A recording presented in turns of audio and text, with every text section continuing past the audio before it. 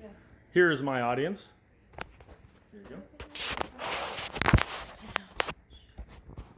According to the History Channel, on October 3rd, 1945, after 45 years of separation, Soviet-occupied East Germany reunites with its American-occupied western half, forever being known as Unity Day. World War II not only caused separation of Germany, but is also the reason my family has come to the United States. My great-great-grandfather, being a high-ranking soldier, knowing multiple languages, was able to smuggle his family past enemy forces. Due to his efforts, his wife, 3 children, and my infant grandfather were able to find asylum in the United States. Soon after, my grandfather would start a family of his own. His oldest daughter would give birth to me in 1990. My mother was only 16 years old when she found out she was pregnant. This brought her to question, what is her family going to think of her?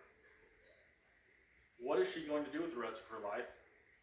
And how is she going to support this baby? None of this mattered after I was born, October 30th, 1990, in Apple Valley, California. My biological father left us when I was 6 months old to start 2 other families of his own and never be seen again.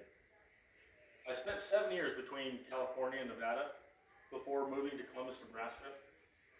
My mother and the father that took me in at 6 months old left the big city's temptations for the good life here in Nebraska.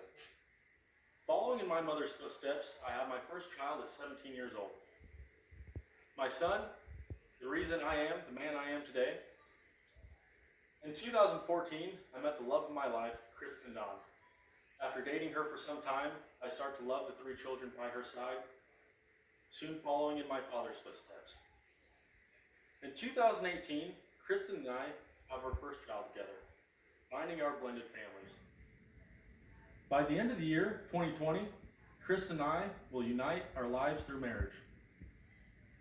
If not for my great-great-grandfather getting his family out of the country destroyed by war, my grandfather would have never had my mother.